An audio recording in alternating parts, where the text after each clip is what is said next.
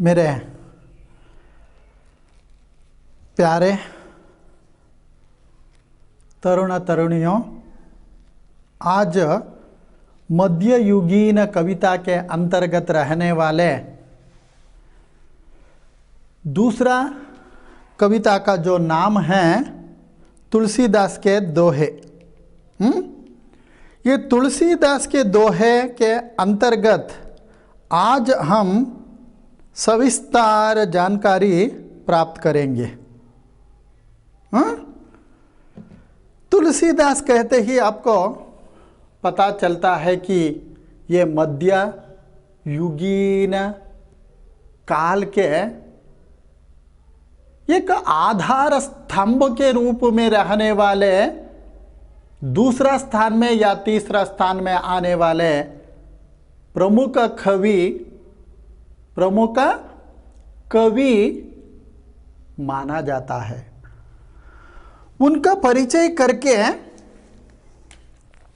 बाद में दोहे के अंतर्गत रहने वाले विचार के बारे में हम दोनों चर्चा करेंगे। ठीक है, आप सभी पाठ्य पुस्तक खोल के आराम से वाक्य के साथ वाक्य को देखते, निगरानी के साथ, अगर मैं गलत पढ़े तो, या आप कभी कभी इधर उधर देखकर मैं पहला पंक्ति पढ़े तो आप तीसरा पंक्ति पढ़ते समय पहला पंक्ति, इस तरह नहीं होना चाहिए। मेरे नवा युवकों, ध्यान से पाठ्य पुस्तकों को देखना चाहिए। तुलसीदास के दोहे। कवि परिचय। महाकवि तुलसीदास जी का जन्म सन 1532 में हुआ था। 1532 1532 ईस्वी में, यानी सन। आप राम भक्ति शाखा के सर्वश्रेष्ठ रचनाकार माने जाते हैं। आपके पिता का नाम आत्माराम दुबे और माता का नाम हुलसी था। आपके गुरु बाबा नारा हरिदास थे। आपके आराध्य देव श्री रामचंद्र थे और लोकमंगल भावना आपके काव्य का सिद्धांत रहा। आपने अन्य काव्य शैलियों का प्रयोग करते हुए कई रचनाएं हिंदी साहित्य जगत को समर्पित की। आपकी मृत्यु सन 1623 ईस्वी में हुई। मैं क्यों रुक कर कह रहा हूं मेरे नव युवक युवतियों, हिंदी संख्या को कहना चाहिए। यानी हिंदी में 23 को क्या कहते हैं, ये आप भी इसी तरह कहने के बारे में अभ्यास करना चाहिए। नहीं तो अलग अलग तरीके से कहने वाले लोग हैं, मगर वैसा हिंदी भाषा में नहीं कहने का है। इसलिए 23 ही कहना चाहिए। दूसरा, भाषा के अंतर्गत आम जनता यानी व्यावहारिक हिंदी के अंतर्गत हम अलग अलग तरह कह सकते हैं, मगर ऐसा कहना अच्छा नहीं।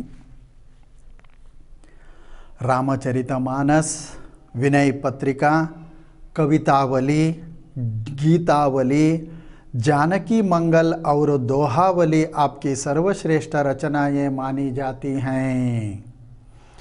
आपका अवधि और ब्रज भाषा पर समान अधिकार था। किसको? संत तुलसीदास जी को। प्रस्तुत यानी अभी हम दोनों पढ़ने वाले हैं, यानी जानकारी को प्राप्त करने वाले हैं ना, वो प्रस्तुत दोहों में राम भक्ति, नीति, सदाचार, विनय, दान एवं जीवन के समस्त पक्षों पर प्रकाश डाला गया है। मेरे तरुण तरुणियों, जरा समझिए, अभी पढ़ने वाले दोहा में क्या क्या विचार हो सकते हैं। पहले राम भक्ति, दूसरा है नीति, तीसरा है सदाचार, चौथा है विनय के साथ आगे बढ़ना, और दान एवं जीवन के समस्त पक्षों पर प्रकाश डाला गया है। समस्त, आम, हर तरह के अंतर्गत रहने वाले पहलुओं, जीवन के दिशा या दशा के अंतर्गत रहने वाले विचारों के अंतर्गत प्रकाश डाला गया है। हाँ? ये है संत तुलसीदास जी का संक्षिप्त जीवन परिचय तथा तुलसीदास के दोहे जो है ना, दोहे के अंतर्गत यानी दोहे में रहने वाले संक्षिप्त सारांश क्या हो सकते हैं, ये अंदाजा हमें इसके द्वारा पता चला। अभी छात्र छात्राएं और ध्यान से सुनना या अवलोकन करते आगे बढ़ना चाहिए। हाँ? एक भरोसा, एक बल, एक आस विश्वास, स्वाति सलिल रघुनाथ जसा, चातक तुलसीदास। जगते चाह जगते राह 36 हैं, रामचरण चाहतीन। तुलसी दे को विचार हिया, है यह मतौ प्रवीण। तुलसी संत सुअंबतरु, फूली फल ही परहेत। इतते ये पाहन हनत, उतते वे फल देत। तुलसी काया खेत है, मनसा भयौ किसान। पाप पुण्य दोवु बीज हैं, बुवई सो लुनई निदान। मधुर बचन ते जात मिटै, उत्तम जन अभिमान। तनक शीत जलसो मिटै, जैसे दूध उफान।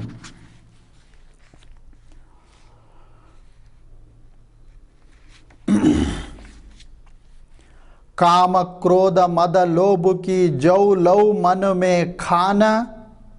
तौ लौ पंडित मूर्खों, तुलसी एक समान।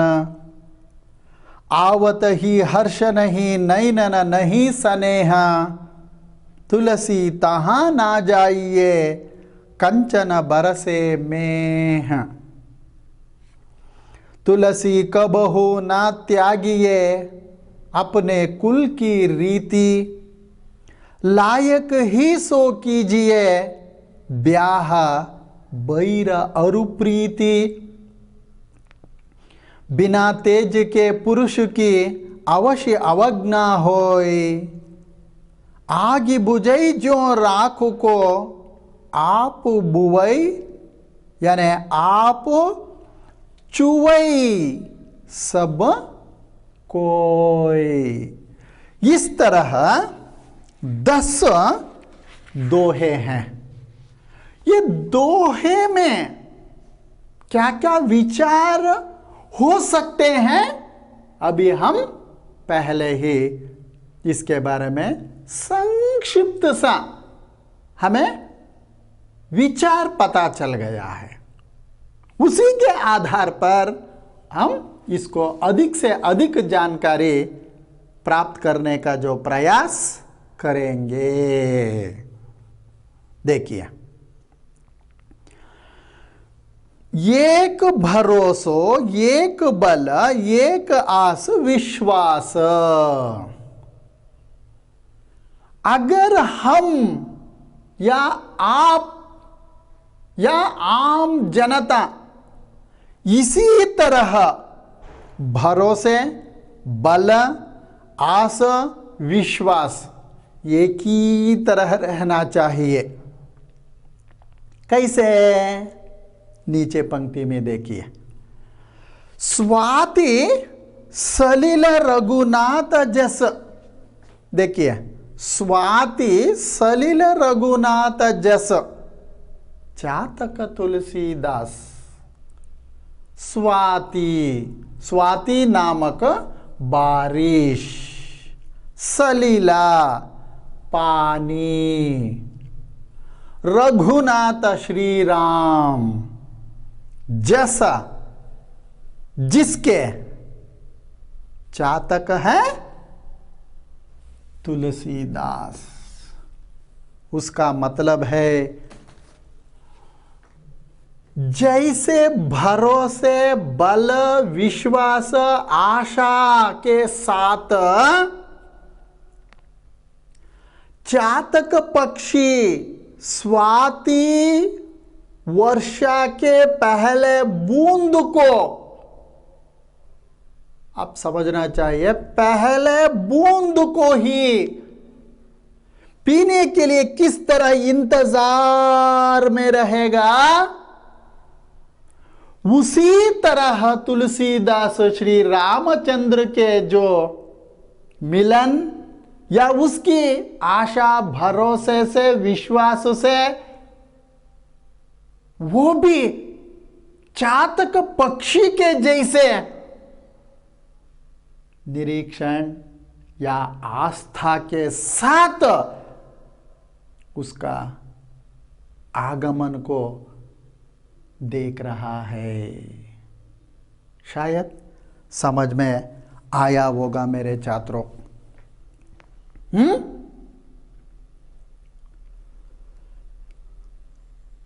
तरुणों, इसमें कुछ नहीं, जैसे चातक पक्षी स्वाति नामक वर्षा के पहले बूंद को पीने के लिए कैसे इंतजार में रहते थे, उसी तरह तुलसीदास रघुनाथ यानी श्री राम जो है उसके जो निरीक्षण में है। हाँ, दूसरा पंक्ति देखिए, यानी दोहा। जगते रह 36, 36 यानी 36। रामचरण चाहतीन, तुलसी दे को विचार हिया, है यह मतौ प्रवीण। उदाहरण के अंतर्गत इसके लिए दूसरी एक कथा मुझे याद आ रहा है कि गणपति और सुब्रमण्य की जो कथा मुझे याद आ रहे हैं, क्योंकि आपको स्मरण दिलाना चाहता हूँ या जानकारी देना चाहता हूँ। जानकारी के लिए ईश्वर और पार्वती उनके दोनों बेटों को कहते हैं कि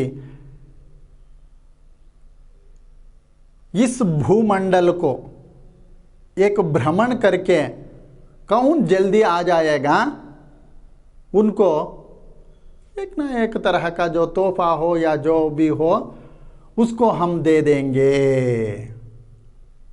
तुरंत सुब्रमण्य के पास वाहन यानी मोर जो थे ना, उसको लेकर उन्होंने भ्रमण यानी घूम कर आने के लिए लेके चले गए। मगर गणपति बहुत बुद्धिमान विघ्न विनाशका, उन्होंने 1 मिनट सोचा, भूमंडल ठीक है, कहाँ है? मेरे पिताजी और माताजी ही मेरे लिए भूमंडल मानकर उन्होंने जो क्या किया, उनको दोनों को एक चक्कर लगाकर नमस्कार करके उनके बाजू में खड़े थे। ये सुब्रमण्य जी भ्रमण करके आके देखता है, मगर विघ्न विनाशका गणेश, मोदक प्रिया विनायका उधर ही खड़े थे। उसको हैरान होकर, मगर इनका वाहन है मूषिका, ये मूषिक वाहन में कैसे जाके इतना जल्दी आ सकता है?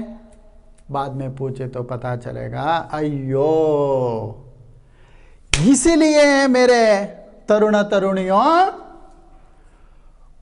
कोई भी या किसी भी काम करने से पहले एक पल सोचना चाहिए।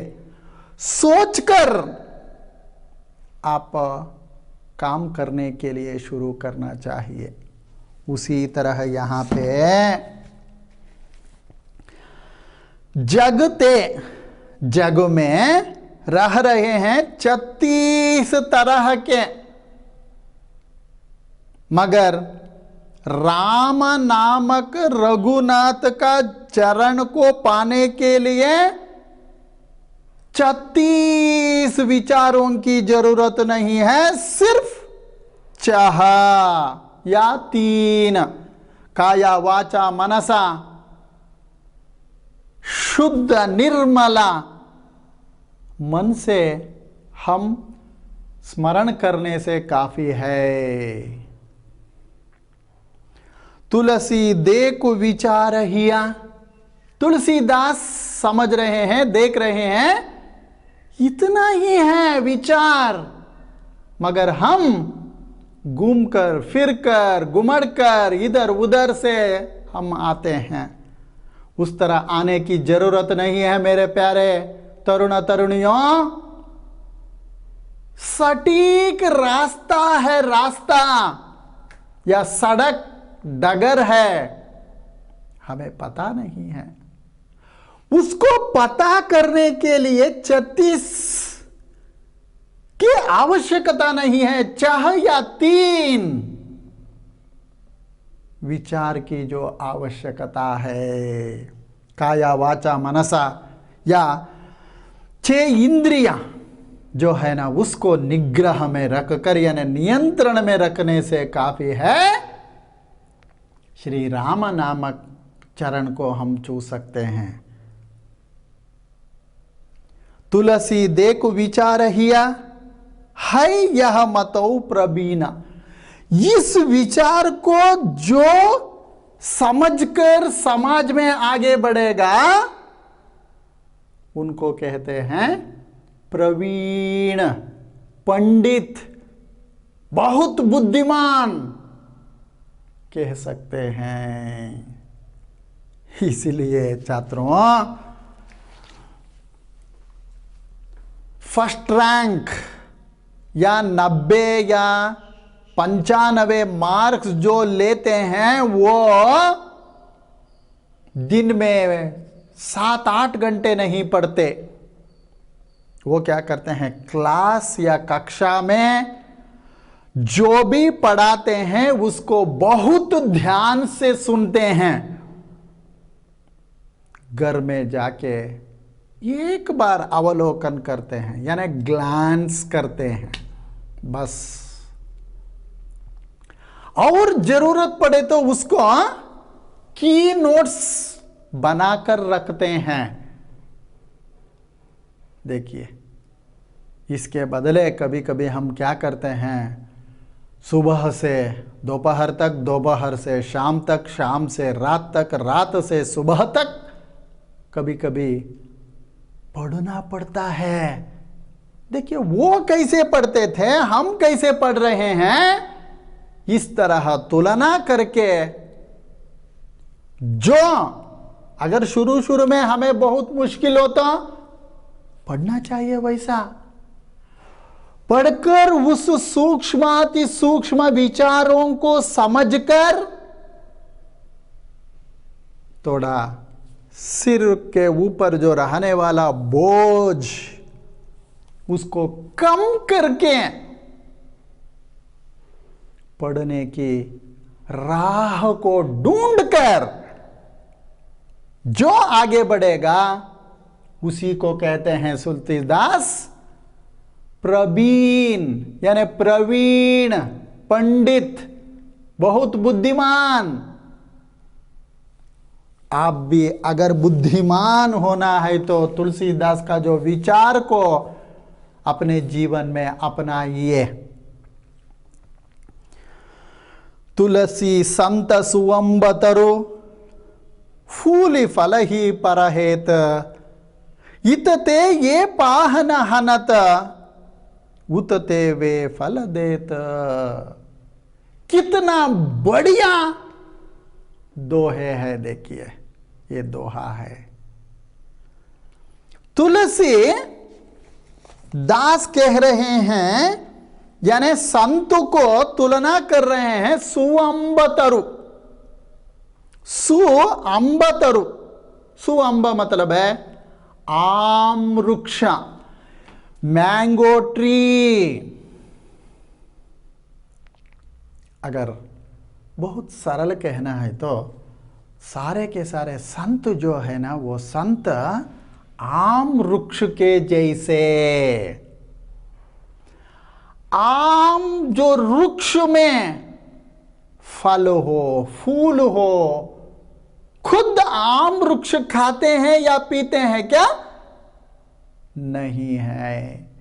वो सभी परहित हेत, दूसरों के लिए, समाज में रहने वाले लोगों के लिए, अपना पास जो रहने वाले सभी चीजों को यानी वस्तुओं को देने के लिए निस्वार्थता के साथ कैसे है, उसी तरह संत। हम भी समाज में इसी तरह रहना चाहिए कि हमारे लिए कुछ नहीं रखना चाहिए, हमारे पास जो है, मगर जो है कहा ना, वो भी भगवान दिया हुआ है। वो हम अहमियत के साथ कहते हैं मैं कमाया, कमा कर रखा हुआ पैसा हो, अनाज हो या जो भी हो, कहते हैं मैं शब्द को दूर रखना, वैसा तुलसीदास कह रहे हैं। मैं के बदले हम, आप, मैं नहीं किया, भगवान करा रहे हैं, भगवान की कृपा से हो रहा है। इस तरह मानकर आगे बढ़ना मेरे तरुण तरुणियों। उदाहरण के अंतर्गत और एक शब्द में कहना है तो अपने अपने घर में रहने वाला माता जी कैसे सबका देखभाल करके बाद में वो नाश्ता हो, खाना हो, जो भी हो करती है ना, उसी तरह संत। हाँ, शायद समझ में आया होगा। और एक बार कहता हूं, सुनिए ध्यान से। तुलसी संत, सुअंबतरु, सुअंबा आम वृक्ष, फूली पता है फूल, फल ही फल, परहित दूसरों के हित के लिए, यानी दूसरों के लिए। हितते पाहन हनत, जैसे हम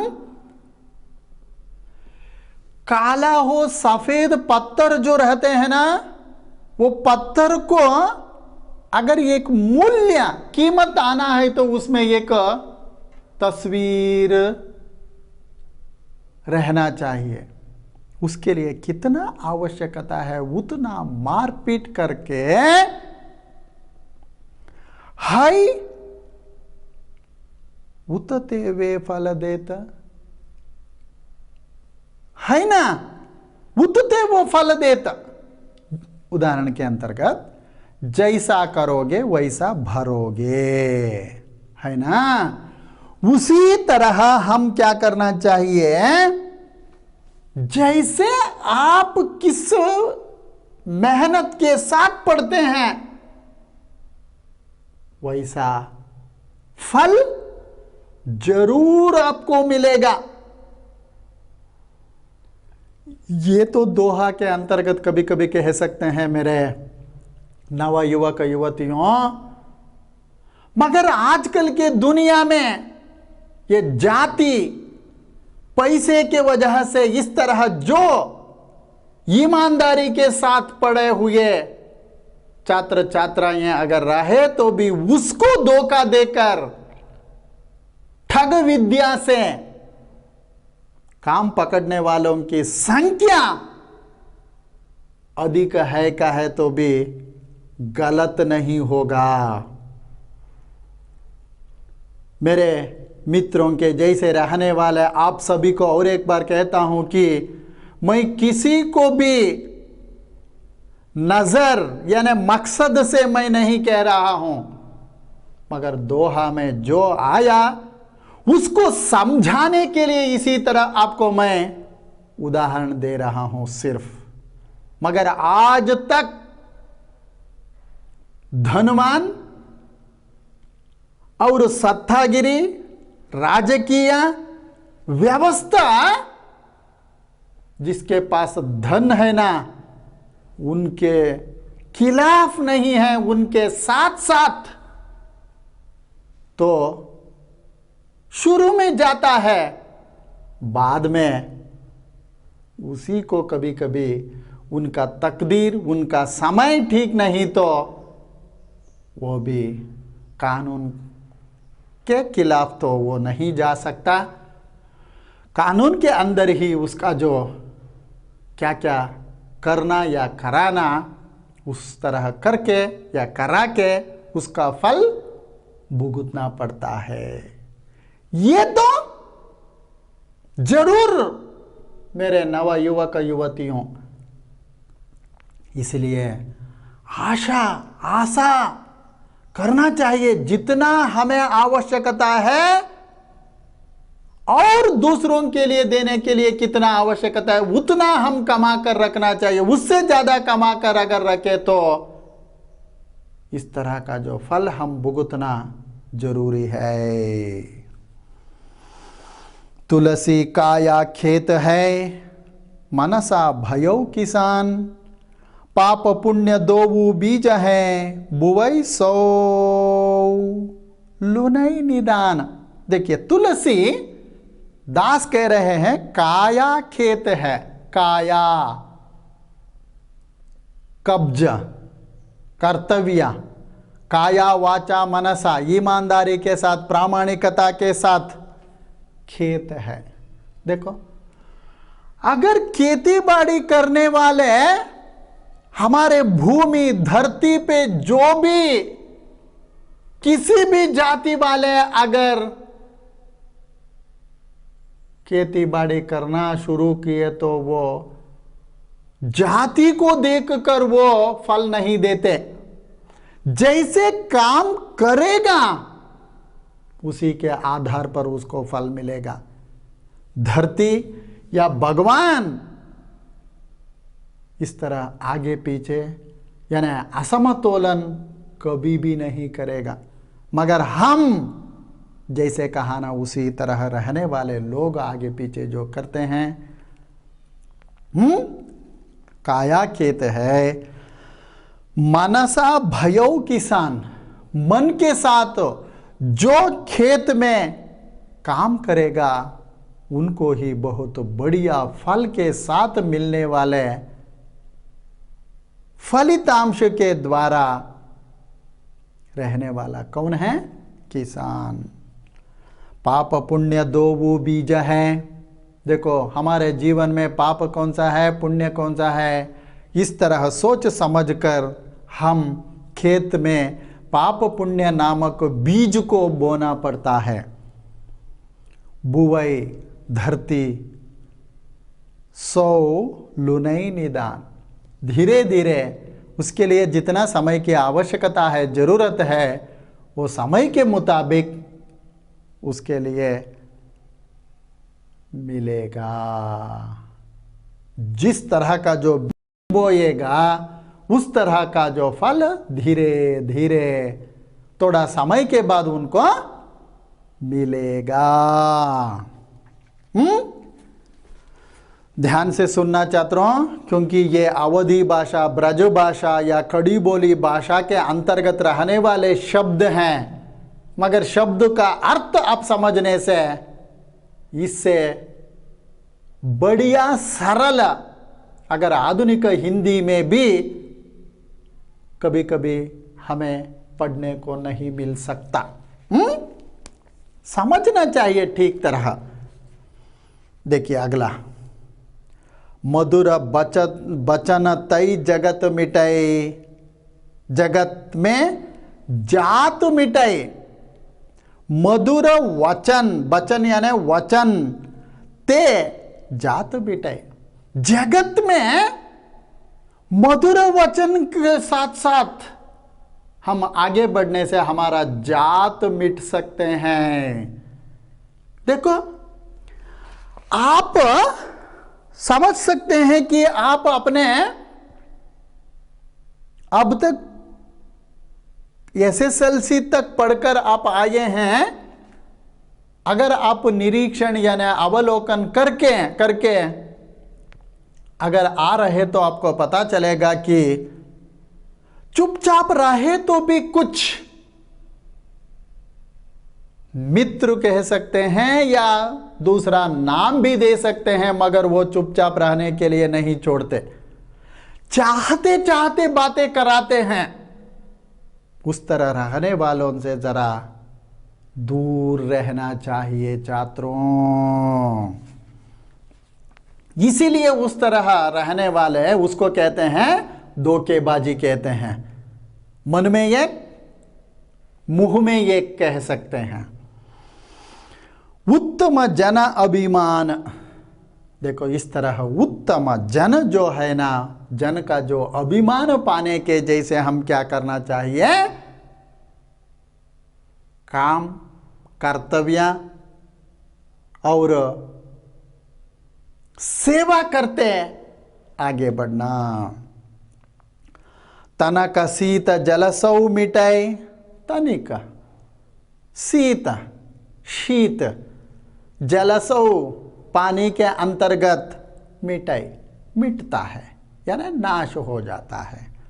जैसे दूध उफान, यानी दूध आएगा ना, वो दूध को हम गर्म करते करते करते उसको भी एक प्रमाण रहेगा। उतना आप गर्म कराने से वो बर्तन के अंदर ही रहेगा। अगर उसका औसत या प्रमाण अधिक होने से बर्तन के ऊपर से उफान, नोरे, केने, अंतिवाला वो बर्तन के बाहर से जैसे आ जाएगा ना, उसी तरह चला जाएगा। बाहर आने से किसको फायदा? इसलिए कहते हैं कुत्ता ना घर का ना घाट का, जो कहते हैं ना, चाहे हमारे लिए भी नहीं है। अगर हमारा गैस स्टोव पीते हैं क्या? नहीं है। वैसा ध्यान से हम क्या करना चाहिए, बहुत होशियारी के साथ इस तरह हम मधुरा वचन के साथ जीवन निर्वहन करते आगे बढ़ना या आगे बढ़ते जाना उचित है करके संत तुलसीदास जी हम सबको आंख खुलवा के इस तरह जाने से आपका भलाई होगा कह रहे हैं। जाते हैं या नहीं है आपके ऊपर निर्भर है। काम क्रोध मद लोभ की, देखिए इंद्रिया जो कहे ना, उसी तरह काम क्रोध मद लोभ जौ लव मन में खान, इस तरह जो रह रहे हैं, मन हमारे मन में खान यानी खजाना या भंडार के जैसे, काम भी है, क्रोध भी है, मद भी है और लोभ।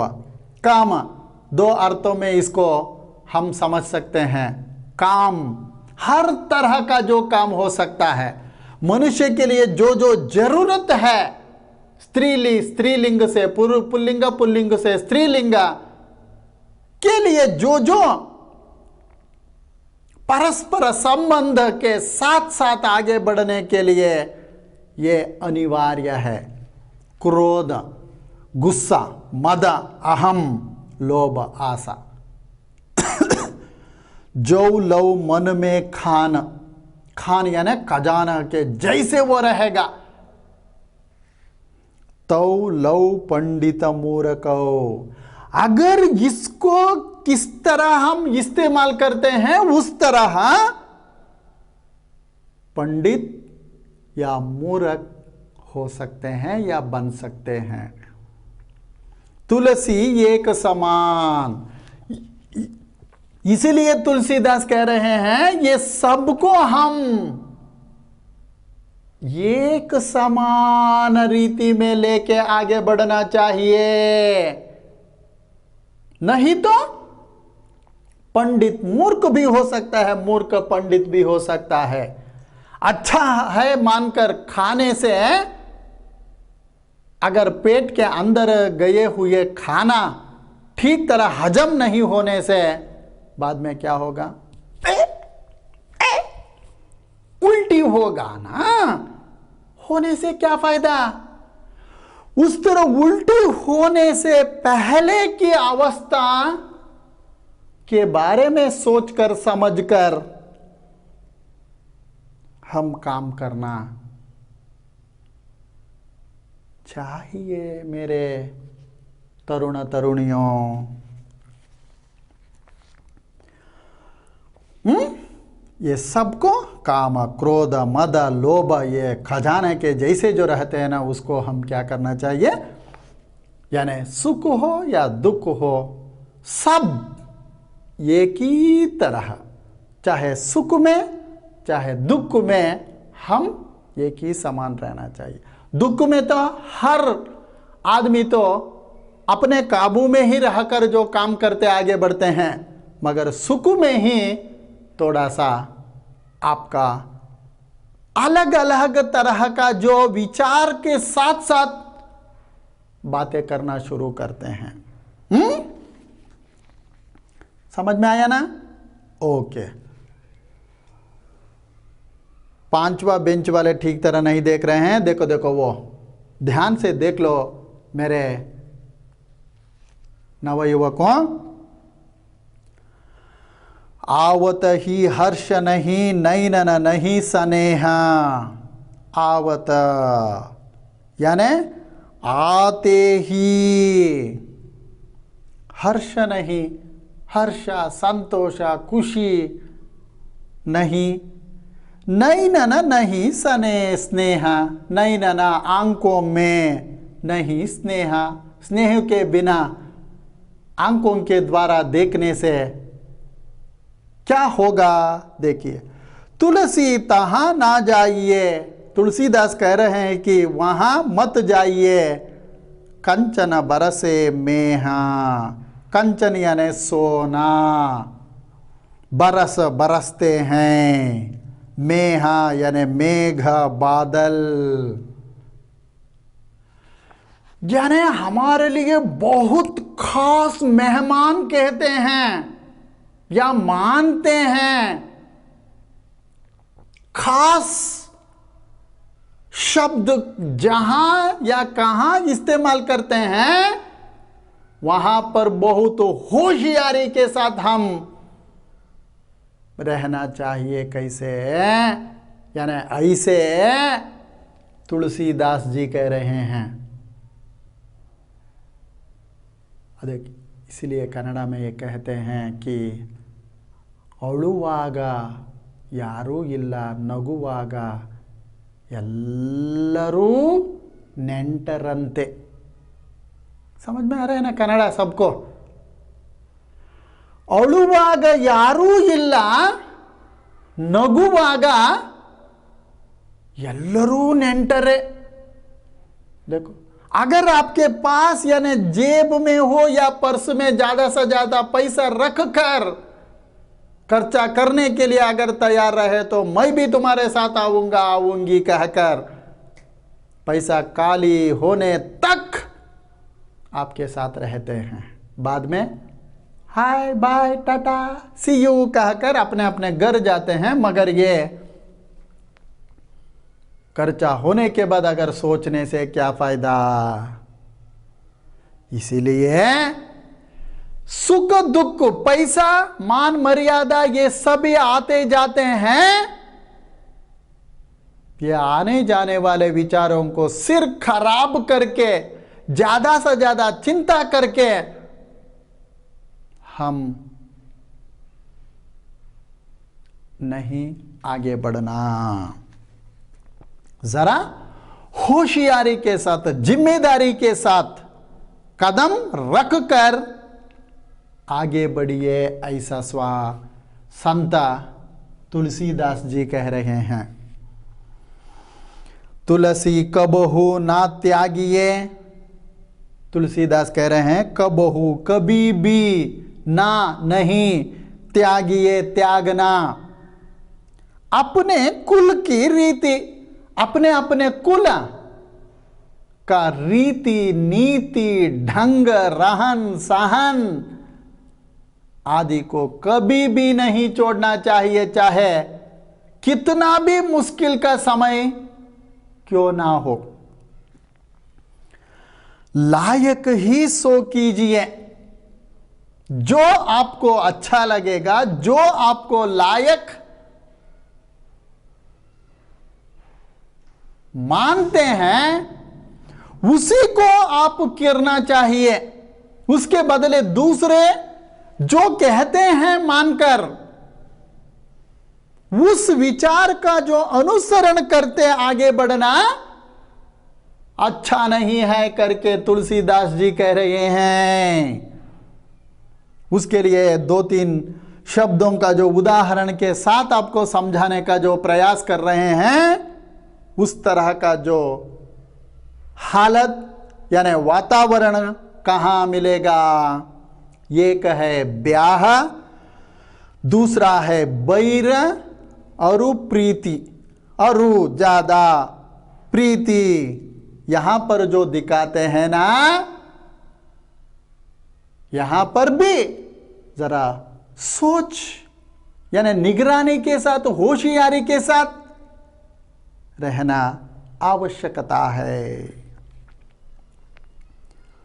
बिना तेज के पुरुष की, बिना तेज यानी पराक्रम बल धैर्यवान बलवान पुरुष की अवशी अवज्ञा होए। अवशी अवज्ञा यानी अनादर उपेक्षा होने से किसको? पराक्रम बल धैर्यवान व्यक्ति के लिए इस तरह अपमान अनादर उपेक्षा होने से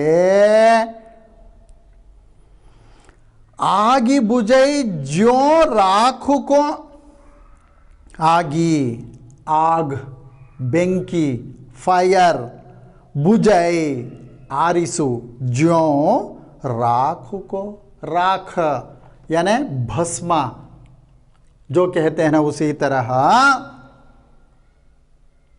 जले पदार्थ का अवशेष कहते हैं। भस्मा धूलता जो कहा ना, उसका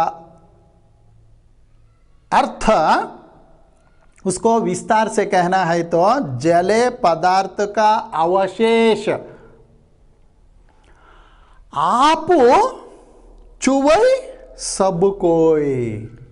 इसलिए वो आग नहीं है मानकर वो जला हुआ या जले हुए जो वुडन पीस को जलने के बाद अगर उसमें आग नहीं है मानकर अंदर हमारा जो हाथ रखने से गर्म होगा, उस तरह तेज पुरुष बलाक्रम पराक्रम बल पुरुष रहते हैं।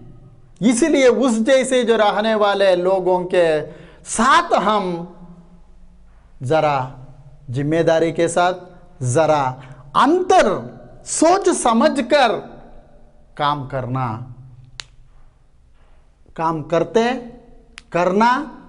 उचित है। उस तरह करते अगर आगे बढ़ने से हमारे लिए भी अच्छा है, उनके लिए भी अच्छा है। ये है तुलसीदास जी के दोहे के अंतर्गत रहने वाला जो विचार। जैसे मेरे नव युवक युवतियों, आपके हाथ में पेंसिल तो है, मैं समझा हूं। अभी प्रश्न के लिए उत्तर बताऊंगा, आप पेंसिल से लिखते जाइए। एक शब्द या वाक्यांश या वाक्य में उत्तर लिखिए। पहला प्रश्न का उत्तर है, तुलसीदास किस पर विश्वास करते हैं? राम भक्ति जो करते हैं उन पर विश्वास करते हैं। दूसरा, तुलसीदास किसको आराध्य देव मानते हैं? राम या रघुनाथ। तीसरा, संत का स्वभाव कैसा होता है? सुअंबतरु, आम पेड़ वृक्ष के जैसे। इसलिए आप क्या लिखना है? सुअंबतरु। चौथा, तुलसीदास काया और मन की उपमा किससे देते हैं? खेत और किसान। पांचवा, मधुर वचन से क्या मिटता है? जात। छठा, पंडित और मूर्ख एक समान कब लगते हैं? मन में खान। सातवां, तुलसीदास कहाँ जाने के लिए मना करते हैं? हर्ष स्नेह, बहुत प्यार से देखभाल जहां करेगा वहां पर देकर जाने के लिए मना करते हैं। बिना तेज के पुरुष की अवस्था कैसी होती है? राखो, जले पदार्थ के जो अवशेष के जैसे। अगर इसमें जरा आगे पीछे होने से आप क्या करना चाहिए? किताब को देखकर यानी पढ़कर समझाया हुआ जो विचार में थोड़ा सोच समझकर प्रश्नों का उत्तर लिखना चाहिए। दूसरा मेन, निम्नलिखित प्रश्नों के लिए उत्तर लिखिए। तुलसीदास की राम भक्ति का वर्णन कीजिए। पहला जो पद यानी वो दोहा जो है ना, या दूसरा दोहा, ये दोनों दोहाओं में रहने वाला सारांश को पहला प्रश्न के लिए लिखना है। दूसरा, तुलसीदास के अनुसार संत के स्वभाव का वर्णन कीजिए। संत का स्वभाव यानी तीसरा दोहा जो है ना, तीसरा दोहा के सारांश लिखना काफी है। तीसरा, तुलसीदास ने मधुर वचन के महत्व का कैसे वर्णन किया है? मधुर वचन यानी पांचवा दोहा है ना, पांचवा दोहा का सारांश लिखना है। नेक्स्ट, चौथा, तुलसीदास के अनुसार मनुष्य के जीवन में संतोष धन का क्या महत्व है? संतोष धन, ये जो अगर आपके जो किताब में ये प्रश्न है तो उसको लिखिए, नहीं तो नहीं। पांचवा, तुलसीदास कुल रीति के पालन करने के लिए संबंध में क्या कहते हैं? कुल, हमारा कुल को कबहू ना त्यागिए जो कहते हैं ना, दोहा संख्या 9 जो दोहा है ना उसका सारांश लिखना है। और तीसरा मेन, ससंदर्भ भाव स्पष्ट कीजिए। ये दो है, ससंदर्भ भाव कैसे लिखना है आपको मैं बता चुका हूँ। और एक बार कहता हूँ, पहले प्रसंग, बाद में संदर्भ, बाद में भाव स्पष्टीकरण और चौथा है विशेष। इस तरह आप भाव स्पष्टीकरण लिखकर अपना खास यानी नोट्स तैयार करके बढ़िया लिखकर आप तैयार करके रखना का काम आपका है। इसमें जो भी शक है तो आपको मैं दूर करने के लिए हमेशा तैयार रहूंगा मेरे तरुण तरुणियों। इसके साथ ये तुलसीदास के दोहे जो है ना, ये दोहे को समाप्त करने का अनुमति आपसे मैं लेना चाहता हूं। आप दे दिए हैं मानकर इस कक्षा को समाप्त करूंगा।